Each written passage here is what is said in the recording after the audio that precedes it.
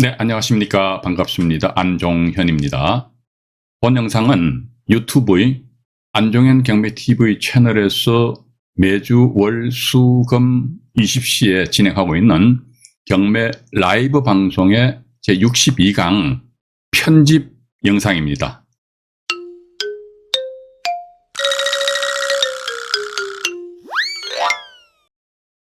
영상 내용은 전 소유자가 현 임차인인 경우와 전 임차인 또는 전 전세권자가 현 소유자인 경우입니다.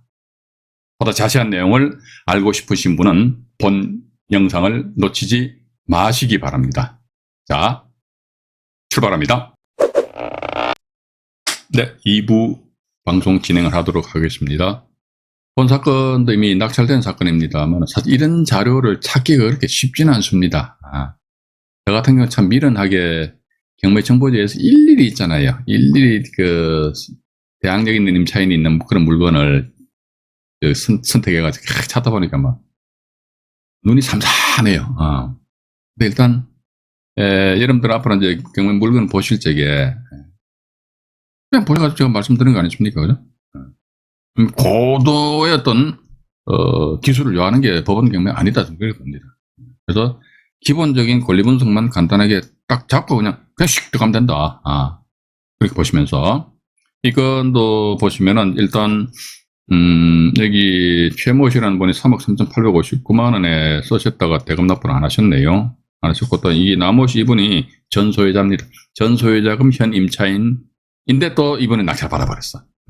3억 4천만 원에 이제 낙찰을 받아버렸거든요. 아마 이분하고 거의 뭐 금액이 입찰 금액이 비슷하잖아요, 그죠? 비슷한데 밑으로 잠깐 내려가 볼게요. 밑으로 내려가 보니까 이게 또 나모시가 나오잖아요. 나모시가 잠깐만요.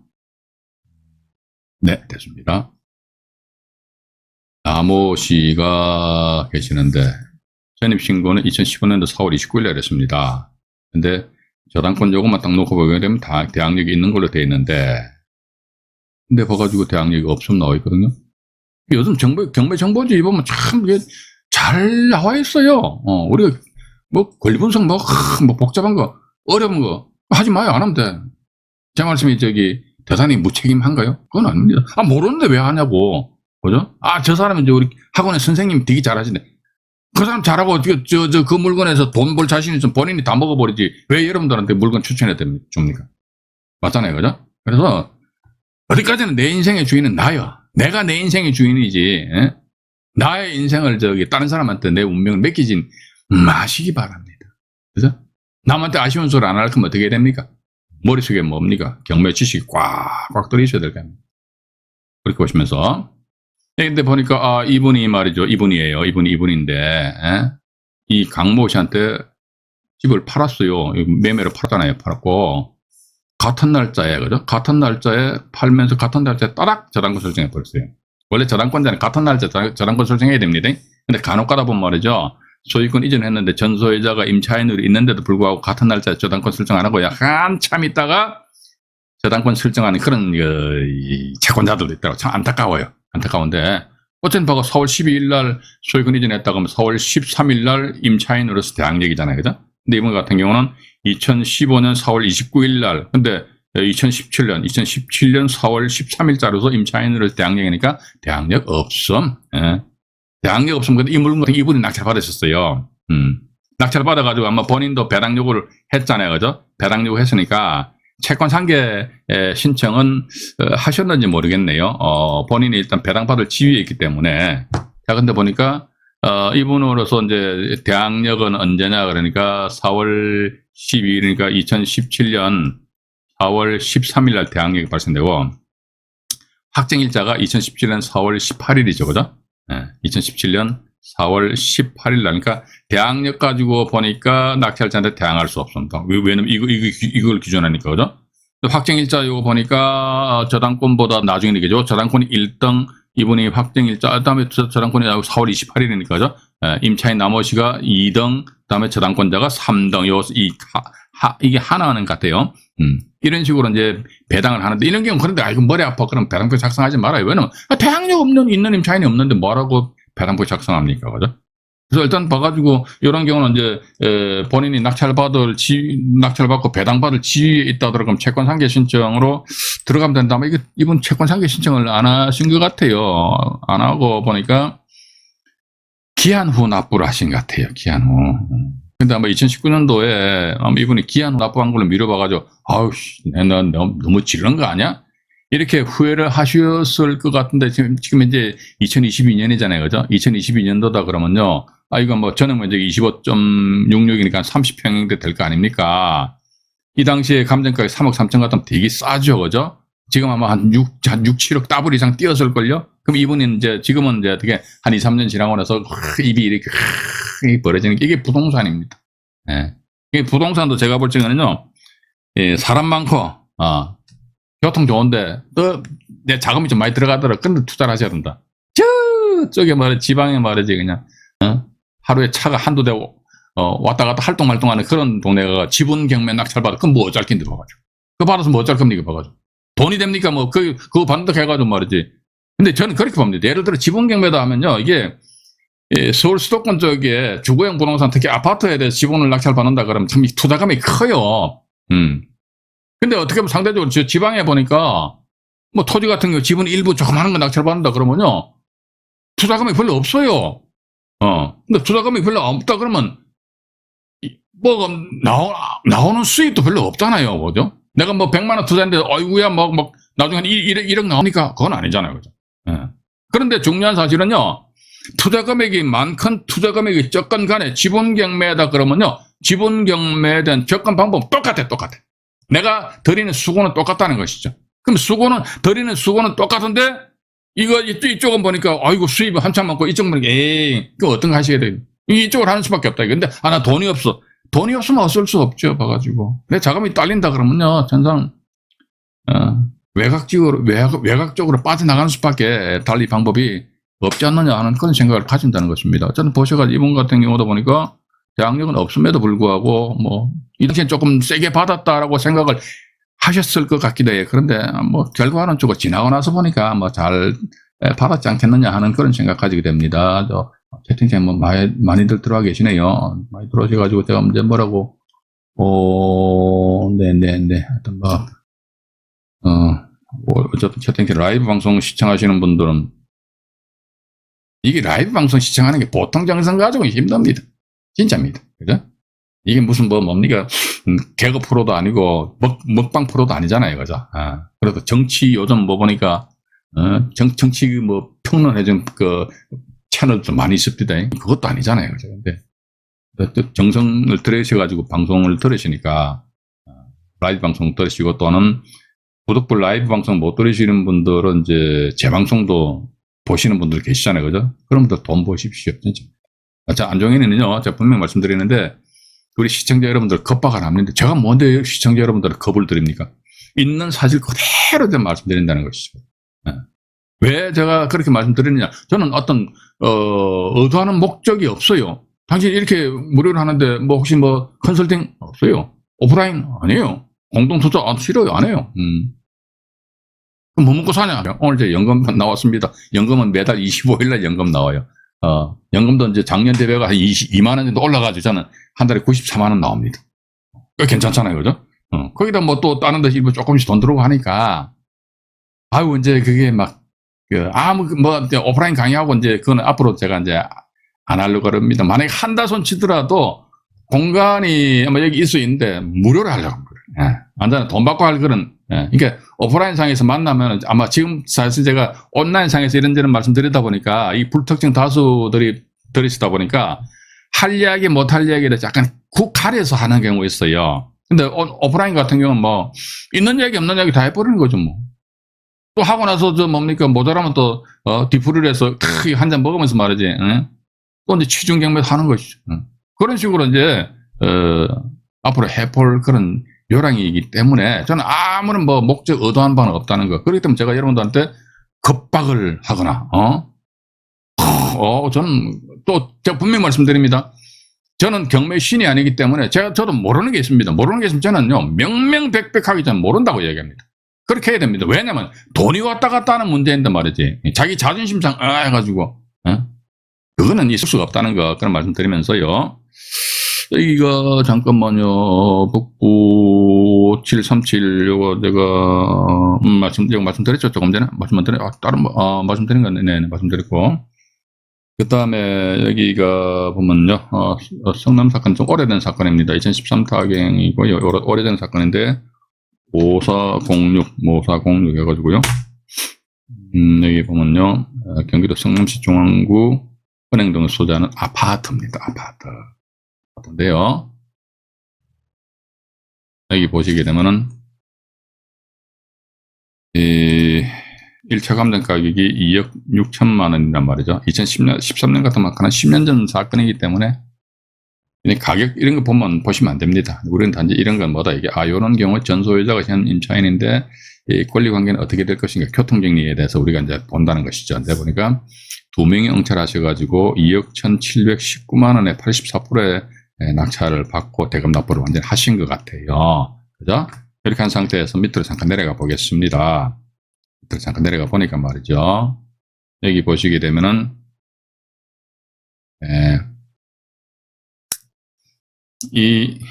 이모 씨 있잖아요. 이분이에요. 이분은 또 이름 틀립니다. 이분인데, 이 사람한테 집을 팔았어요. 그러니까 이분은 뭐다? 전 소유자 겸 현 임차인 이렇게 나오잖아요.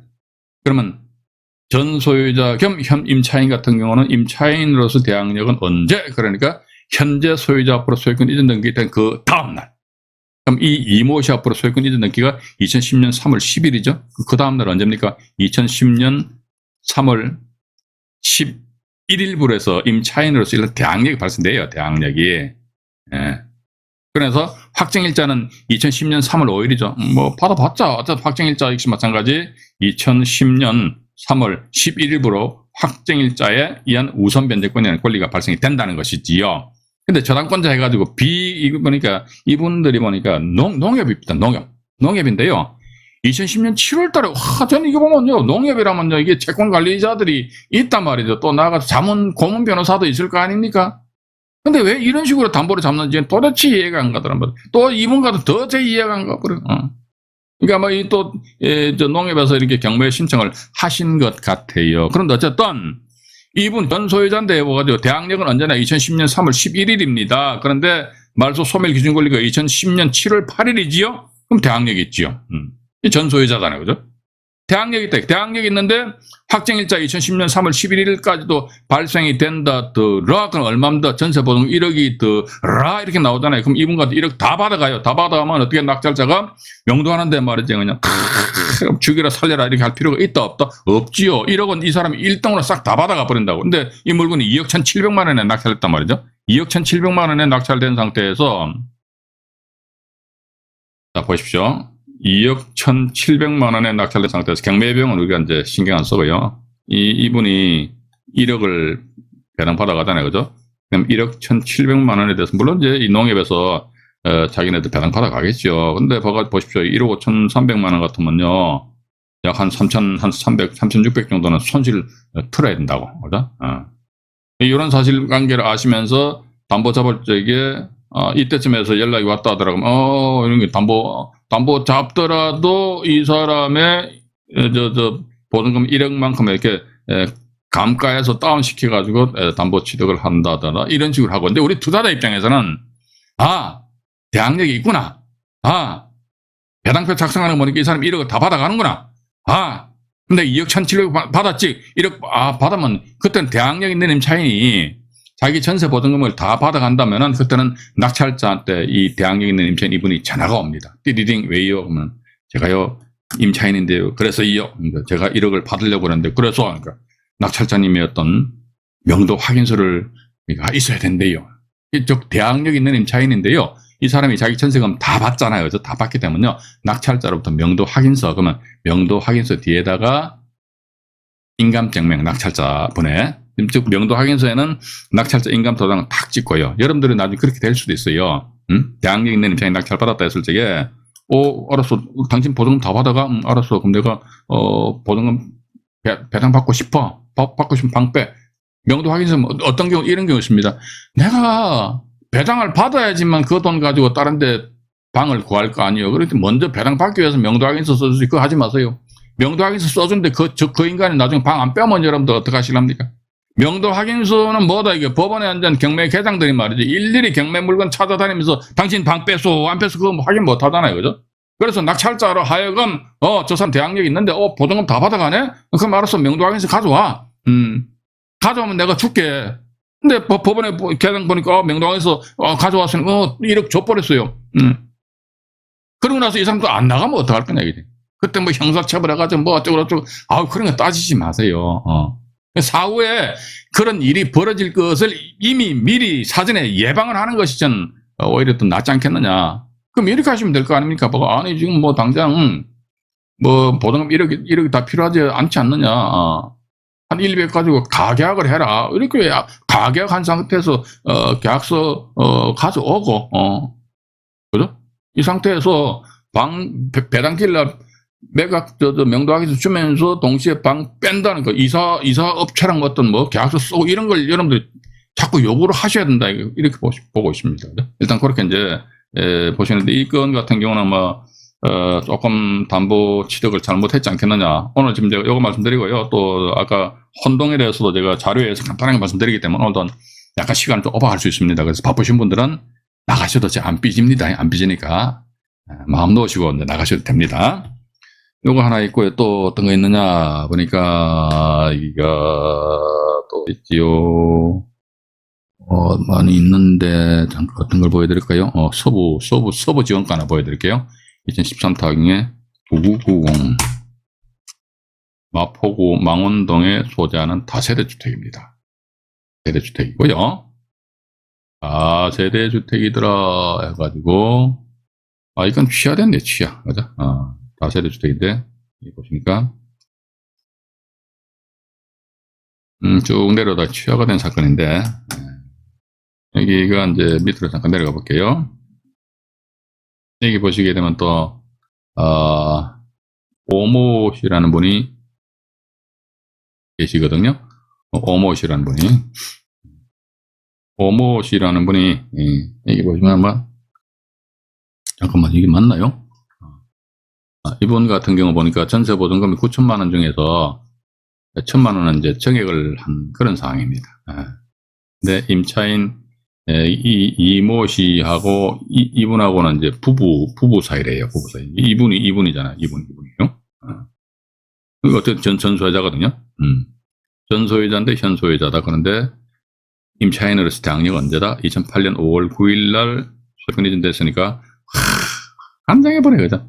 5월 10일 날에서 저는 이런 채권자들이 있으면 참 돈 빼먹기 쉬울 것 같아요.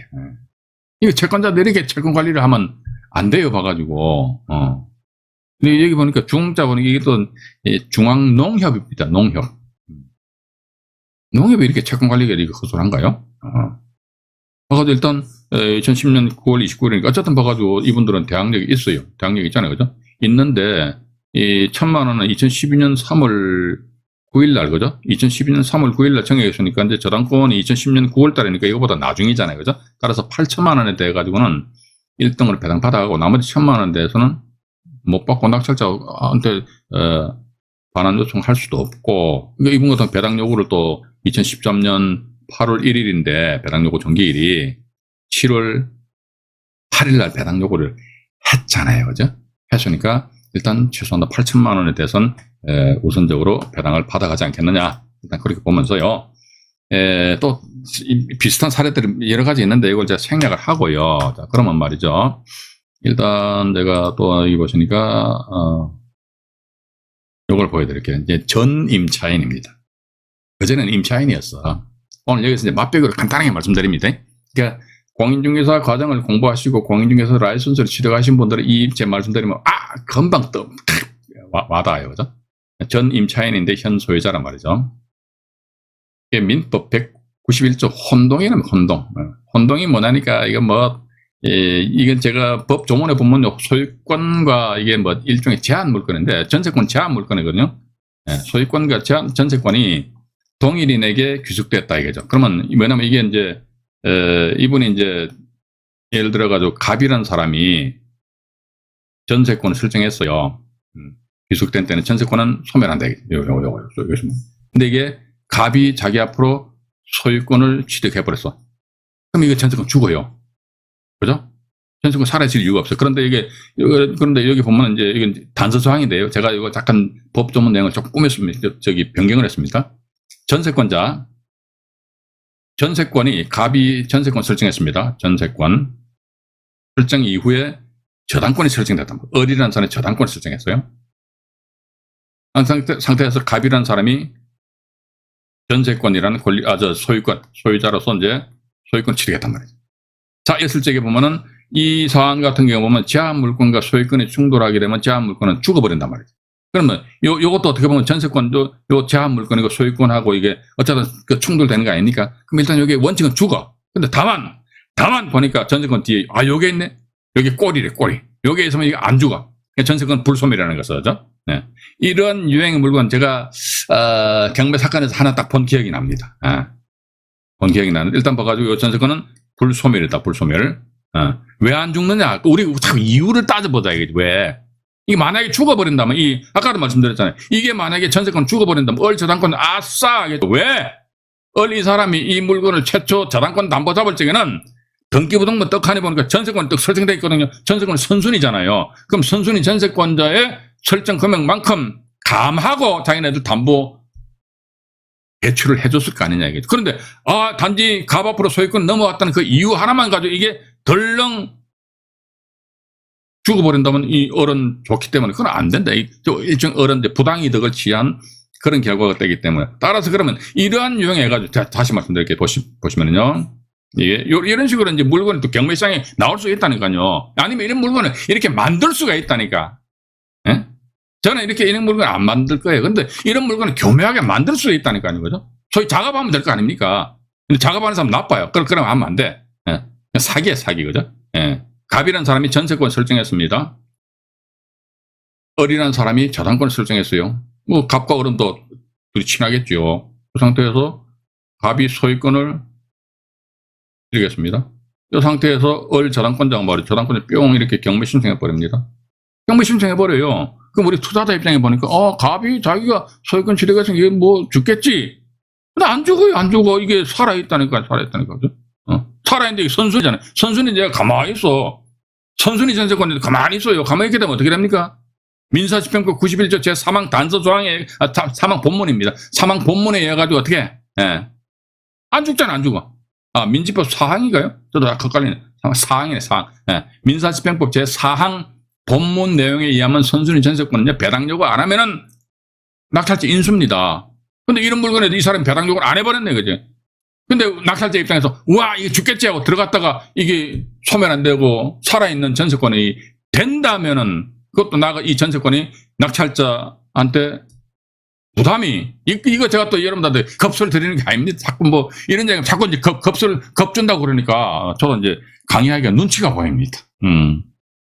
그래서 이게 이런 경우가 발생할 수 있다는 거예요. 우리는 항상 단 1% 아니면 0.1%의 가능성이라도 우리 배제하면 안 됩니다. 봐가지고 이런 경우 있을 수 있다는 것이죠. 그죠? 발생 안 될 수도 있겠죠. 99.99% 발생 안 될 수도 있겠지만 근데 0.001%가 발생될 것을 감안해가지고 우리는 나름대로 경매 물건에 대해서 분석을 해야지만 실패한 투자자가 안 될 거 아니냐. 저는 그렇게 보고 있다는 겁니다. 그죠? 그렇게 하시고요. 예시 1번에 이제 전세권 나오잖아요. 두 개를 같이 펼쳐서 말씀드려볼게요. 그러니까, 이 보시게 되면 이제, 갑이, 잠깐만요. 이게 갑이 소유권에서 소유자인데, 을한테 전세권 설정했어요. 근데 을이 또 소유권을 넘겨받아버렸어. 그럼 을 전세권은 혼동으로 소멸한다. 왜냐면, 이게 이렇게 보시면 돼요. 전세권하고 소유권이죠. 요 사이에 뭐가 없어. 아무것도 없어. 그러면 소멸돼 버려요. 그런데 요 밑에 2번 보니까 전세권하고 을이 소유권 취득했잖아요. 그죠? 요 사이에 뭐가 있네. 요게 소위 이제 공인중개사 학원의 그 선생님 말씀으로는 꼬리랍니다. 꼬리. 꼬리가 붙어 있으면은 요거 전세권 안 죽는데요. 이게. 안 죽는다는 거. 일단 왜? 또 세 번째 말씀드립니다. 왜 그러냐 이게. 만약에 이게 죽게 된다면 저당권자, 병저당권자 이 사람만 아싸 한다 이게죠. 자기네들 최초 담보 잡을 적에는 전세권 이게 감가요인이 되는데 봐가지고 이 감가요인이 없어져 버리잖아요. 자기네들 담보에 의한 채권 회수하는데 더 유리하기 때문에 따라서 이런 경우는 일단 병저당권자 부당이득을 취득하는 그런 결과가 된다. 이게 대법원 판결 내용입니다. 이렇게 하시고 또 다음 페이지를 잠깐 보여드릴게요. 예시 2번입니다. 이번엔 임차권입니다. 이게 또 경매로 나올 수 있다니까요. 이런 식으로 해가지고 보십시오. 갑이 소유권입니다. 이게 갑이 임대인이에요. 을이 임차인이에요. 근데 갑자기 을이 임대인이 소유권. 그러면 본인이 임차인이면서 본인이 임대인이야. 채권 채무가 충돌해 버리잖아요. 그럼 임차권은 모두 혼동으로 소멸한대요. 왜냐면 여기에서 요 사이에 뭐가 있었어? 없잖아요. 없으면 소멸하는 거예요. 그죠? 근데 밑에 2번 보니까 갑이 임대인에서 을이 임대인이 됐잖아요. 근데 을이 임차권 등기 임차권 임대차 계약 체결했다는 것이죠. 이 상태에서 병이 저당권자였다 했네. 이것도 역시 마찬가지. 이런 식으로 해서 만들 수도 있지 않느냐. 을이 전입 신고하고 확정 일자를 받았습니다. 병이 저당권을 설정했습니다. 을이 소유권을 취득했습니다. 우리 투자자 입장에 보면요. 경매인 입장에서 보게 되면 을이 사람은 병 저당권을 끌어안고 자기 앞으로 소유권 이전했구나. 이렇게 생각할 수도 있는 거 아닙니까? 이 상태에서 병이라는 사람이 요 당해 사건을 임의 경매 신청했습니다. 그러면 우리 투자자 입장에서 같은 사람이니까 이거 죽겠구나. 근데 안 죽는다니까요. 안 죽어요. 안 죽어버린다니까. 그럼 이 사람 또 배당 요구를 안 하면, 배당 요구를 하면 괜찮은데, 배당 요구를 안 했을 경우는 어떡하느냐. 그럼 말 그대로 덤탱이 쏘고 눈탱이 밤탱이 돼버리잖아요. 피똥 쏩니다. 또 이런 이야기 하면 또 겁을 준다는 이야기 하니까 이제 피똥 싼다는 말씀도 안 드릴게요. 또 이제 위 3번입니다. 예시 3번이에요. 관련 판결이, 이겁니다. 대법원 2000다. 이거 사건 번호 하나 적어 놓으시죠. 2000다 12693호 판결입니다. 이 판결에 보면요.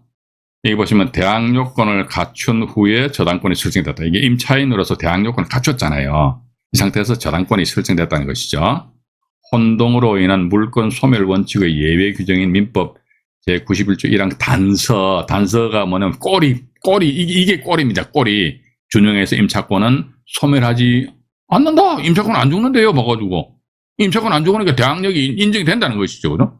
대항력이 인정되는데 이 사람이 배당 요구를 했으면 괜찮은데 배당 요구를 안 했을 경우는 어떻게 한다 하더라도 낙찰자가 이제 전액 다 인수를 해야 된다는 그런 아주 대단히 불미스러운 사태가 발생될 수도 있지 않겠느냐 하는 그런 말씀을 드려보면서요. 또 다른 자료 하나 더 보여드릴게요. 보니까 이제 이것도 대법원 2000다 12693호 판결 사건 내역입니다. 먼저 여기 보니까 조금 전에 판결 내용인데요. 95년도 6월 달에 갑이 전입신고하고 확정일자 받았어요. 이 판결 내용을 보면 여기 날짜 다 나와 있습니다. 근데 여기 보면 제가 간단하게 정리를 했는데요. 이 사건이 복잡해요. 을 저당권자 경매 신청했다가 뭐 PR하고 그랬는데 어쨌든 96년도 그 다음 해가지고 저당권이 설정되고 나서 97년도에 갑이 소유권 이전한 상태에서 경매가 진행된다 할지라도 요건 같은 경우 뭐다 이 중간에 뭐가 있잖아요. 이거하고 갑과 갑인데 갑과 갑 사이에 뭐가 있어. 그러면 이게 안 죽어요. 안 죽어. 불소멸이라는 거. 근데 이게 없으면은 당연히 죽죠. 없으면은. 꼬리가 없으니까. 꼬리가 있으면 이제, 안 죽는다는 거. 그렇게 좀 이해를 하시고요. 또 대법원 판결 하나 더 있습니다. 98다 18643호 판결이거든요. 이것도 이제 판결, 요 사건 내역에 대해 간단하게 말씀드릴게요. 갑이 저당권을 설정했습니다. 을이 또 2순위로 저당권 설정했어요. 그 뒤에 보니까 병과 정의 가압류로 두 건을 설정했습니다. 이 상태에서 을이 말이죠. 저당권을 설정했는데 집주인하고 매매에 의해가 소유권을 취득해 버렸어요. 매매에 의해서 소유권 취득한 상태에서 예를 들자면 뭐 병 이런 경매가 진행된다 했을 적에 이 을 저당권이 과연 또 어떻게 될 것이냐. 매매에 의해서 소유권 넘어왔다 이거죠. 그럼에도 불구하고 뭐 얘네들은 이제 꼬리거든. 꼬리. 얘네들 꼬리곰탕이 아니고 꼬리입니다. 이런 꼬리가 있다면 을 저당권인데 을 소유권이잖아요. 요 사이에 꼬리가 있으면요. 이 을 저당권 불소멸이 안 죽는다는 거지. 안 죽어. 이게 대법원 98다 18643호 판결 내용이거든요. 그래서 이제 그 다음 여기 판결 요지가 나와 있습니다. 여기 보시게 되면요. 이 사건 부동산에 관해서 한국주택은행이 1순위에 선순위입니다. 그리고 이제 원고가 9순위, 2순위예요. 한국주택은행이 1순위고 1순위, 원고가 2순위였으면 2순위. 그리고 피고가 두 사람이죠. 그죠? 피고 해가지고 이 사람들이 차례로 이 사건 부동산에 대해서 가압류 등기했답니다. 이게 보시면은 제가 조금 전에 자료에서 또 표시해놨습니다만 1순위 저당권 설정되고 2순위 저당권 설정된 상태에서 가압류 이렇게 됐다는 것이죠. 그죠? 이렇게 경료한 다음에 95년 12월 30일에 이르러 원고가 이 사건 부동산을 매수하여 소유권을 취득했대요. 그러니까 봐가지고 이제 여기 갑이고 을인데 이게 을이라는 사람이 이제 매매에서 소유권을 소유자로서 이제 어떤 등기를 했다는 것이거든. 취득한 경우에 있어서 이거 또 밑에 사건 내용을 잠깐 보여드릴게요. 원고에 후순위 저당권이 혼동으로 소멸하게 되면 이게 이제 소멸하게 되면 피고가 이겁니다. 가압류권 납니다. 이로 인해서 이게 나와 있죠. 부당한 이득을 얻게 되는 반면 원고는 손해를 보게 되는 불합리한 결과가 되므로 위 법리에 따라 원고의 건저당권은 그 이후에 소유권 취득에도 불구하고 이 사람이 소유권 취득했잖아요. 불구하고 혼동으로 소멸하지 아니한다고 할 것이다. 이때 저당권의 말소가 안 된답니다. 그죠? 예. 물론 이런 경우는 이제 저당권의 말소는 안 되고 그러면 저당권에 의해서 이제 배당을 받아가기 때문에 어떻게 보면 이제 경매 사건과는 조금 이제 거리가 있지 않겠느냐. 저당권자로서 그러니까 원고 저당권은 혼동으로 소멸된다 그러면 이 사람 배당 질서 참여 못 하는데, 근데 소멸되지 않는다 그러니까 배당 질서 참여할 수 있다. 배당 질서 참여할 수 있으면 낙찰자하고는 큰 관계는 없지 않겠느냐. 일단 그렇게 여러분들 좀 보시면 되실 것 같습니다. 지금 일단 오늘 제가 여기 혼동에 대해서 말이죠.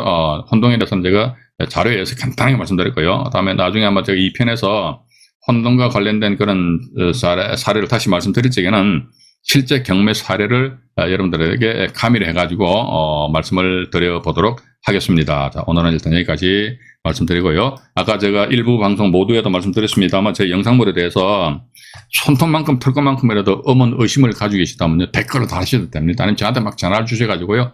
육두 문제 요건 하시면 안 되고요. 정정당당하게 따지시면요. 제가 나름대로 답변을 드리고 제가 잘못된 부분이 있으면은 아예 공개적인 방송할 적에 택배 사죄를 말씀을 드리도록 하겠습니다. 그러니까 어쨌든 그렇게 함으로 인해 가지고 우리 시청자 여러분들과 저와의 어떤 소통을 하고 그럼으로 인해서 서로 같이 윈윈 할 수 있는 그런 방송 채널이 되었으면 하는 그런 바람입니다. 오늘도 방송 시청하시느라고 대단히 수고하셨고요. 구독과 좋아요, 알림 설정을 해주시면 대단히 감사하겠습니다. 편안한 밤 되시기 바라고요. 이상 안종현이 말씀드렸습니다. 네, 고맙습니다.